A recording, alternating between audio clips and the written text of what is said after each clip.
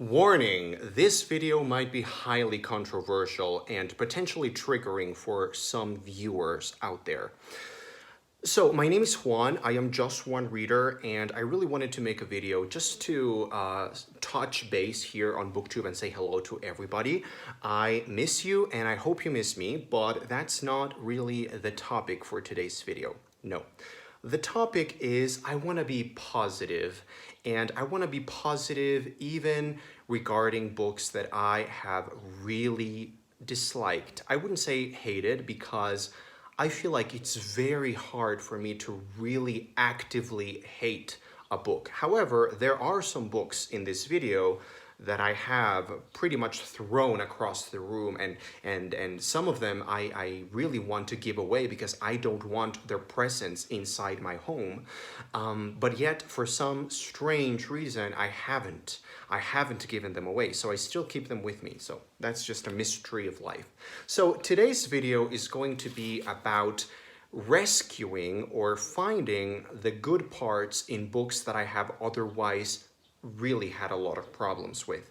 Also, at the end of this video, I will sing for you a song that I feel the same way about. It's a song from a musical, from a movie musical that I like the song. I think it's a very good pop song, but in the context of the movie, it just doesn't make sense. And the movie is one of the worst movies and the worst musicals that I've ever seen. So stay tuned for that. So I'm gonna just show you some books that I have really disliked, and I'm gonna try to say some things that I have sort of rescued from them. So the first one is one of those books that I have actually really hated. This is Harry Potter and the Cursed Child. This is one of the few really strange gems that I have wanted to burn.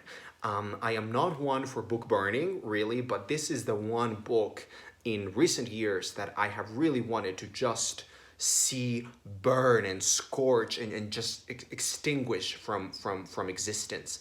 However, I have to admit that when I received this book from the mail, I was very excited, and that is the most salvageable, that's the best part that I can find in this book or around this book. The experience of getting a new Harry Potter story, even if it was not a real Harry Potter book, because it's not for me a Harry Potter book, even though J.K. Rowling says that it is canon, but we're not gonna get into J.K. Rowling. So I really liked the experience of opening a book and a new Harry Potter book and starting to get back into this comforting world. And that's it. That's the only thing I can rescue. The opening of the book, the experience of getting started with a new Harry Potter. But otherwise, it was just unspeakably, not bad, wrong. The next book is Vida Nostra by these Russian people, Marina and Sergei Dyachenko. This is a book that I didn't hate by any means. It's actually a book that I recommend to a lot of people just on account of its uniqueness. It is a very strange and highly original book. It is not a book that I am ever going to read. I am never going to read anything else by these authors because it's just a very uncomfortable, weird, dark and unsettling kind of atmosphere that they create. But that in itself is very interesting. And the thing that I would rescue from Vida Nostra is the weirdness of it. Even though it's not a very exciting story or plotline, and it's not something that I want to go back to ever, I do rescue just how unique its magic system, for lack of a better word, the play that the authors do with grammar and words and linguistics and magic, again, question mark, magic, that is a very interesting magic system, I guess. I really don't know how to explain it. Then we have another book that I have actively hated and wanted to throw across the room, Bel Canto by Anne Patchett. I hated this book. I really do think that everything is wrong in this book. The writing style, first and foremost, is laughably bad. It was disgusting, and I was grossed out. But there were some descriptions of music, and in particular opera singing, that, being a huge opera buff myself, I sort of enjoyed. The experience, the aesthetic experience of enjoying a piece of music was described fairly interestingly, and there was a lot of that in the book, so I appreciated that at least. But other than that, this book was just tinder. It was just fire material. I'm going Tinder. Okay, next up we have another book that was very disappointing, and this is How to Survive a Summer by Nick White. Very poorly executed novel in my opinion, but what I would really rescue from this was the premise and the themes.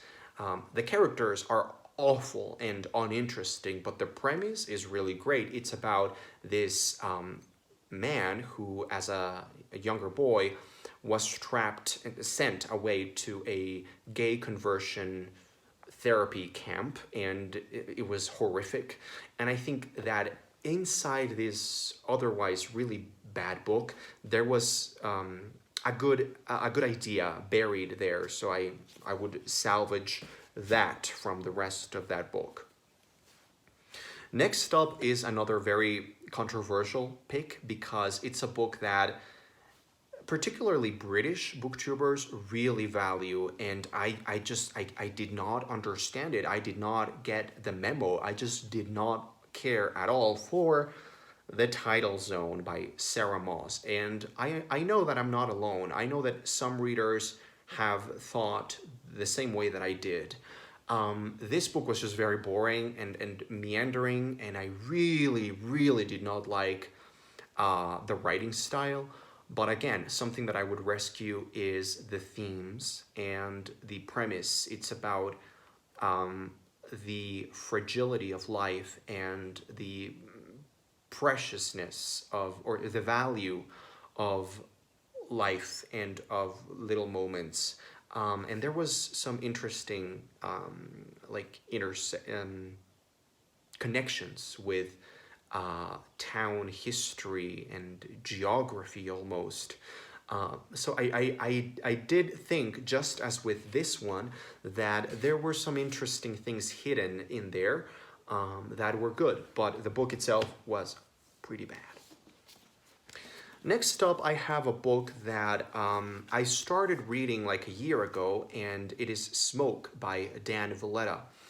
And when I started reading it, I was really excited because it was fun. It had a very interesting premise. It's a fantasy kind of world. It's a fantasy kind of adventure novel, and I really wanted to read something fun like that.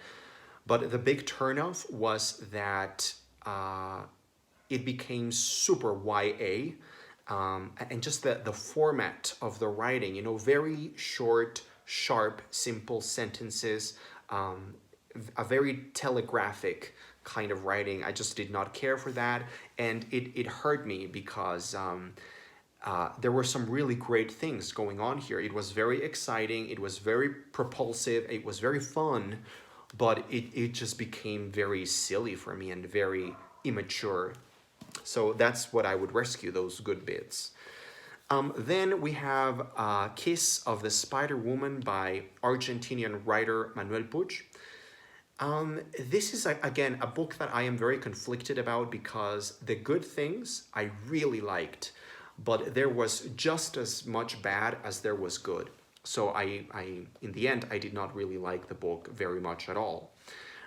The good things are the interactions between the characters. These are two prisoners, two inmates who are locked up in a cell, and they have some very interesting conversations at night. And I really like that. But then the book sort of veers into a sociological, anthropological, political, historical subplot, or it's not a subplot. It's like the world's longest footnote, and I just sort of lost attention there.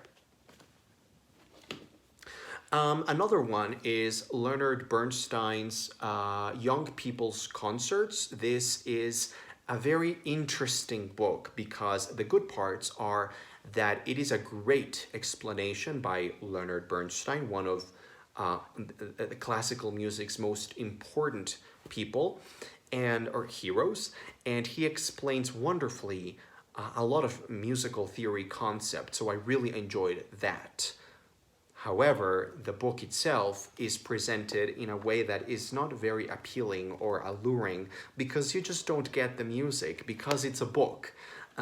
Being a book really hurt this book. You know, that's sort of a weird thing to say, but I just really wished that when I was reading this that I could get the audio part of the book. So it's a good book. It's just not a good book because it's a book. It's a good information. It's good information. It's just not a good book. And finally, another book that was very popular a few years ago was Arcadia by Ian Pierce. And I particularly remember Jen Campbell really loving this book. And I can see why, because this book is sort of like a cloud atlas, but in a much better way, in a much more accessible, exciting way. However, I still didn't really care for it because the same thing that happened to me with Cloud Atlas happened to me with Arcadia. There are some plot lines in here, especially the first two or three plot lines that are so incredible and so wonderfully written.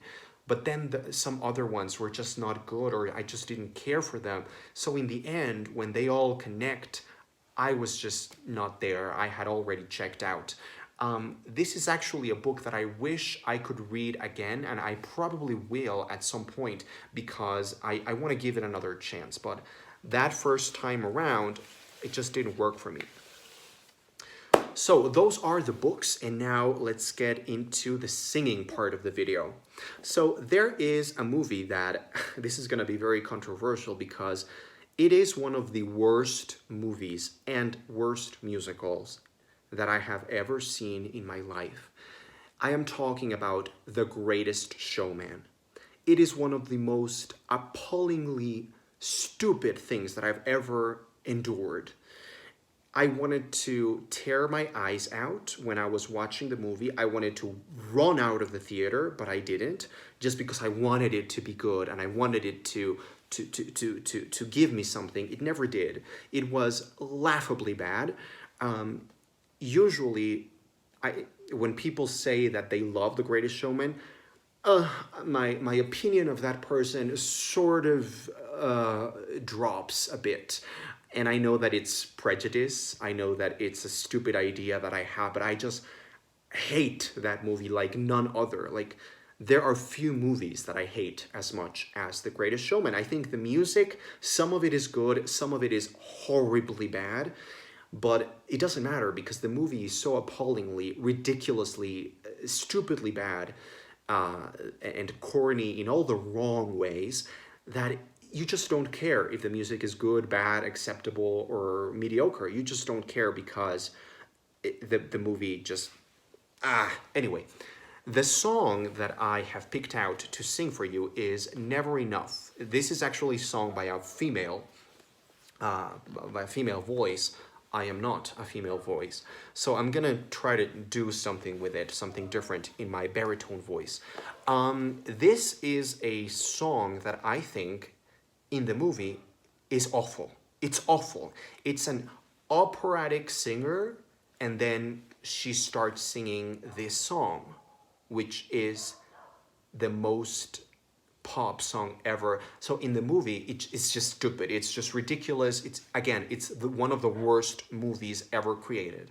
However, if you forget about the stupid movie and you just listen to the song as a pop song, I think it's really good, and I think it's really fun to sing. It's really fun to perform. It's really fun to listen to when it's done right. I have never really attempted to sing this song, so this is gonna be like a new thing, like my first performance of this song. So here you go. This is Never Enough from The Greatest Showman.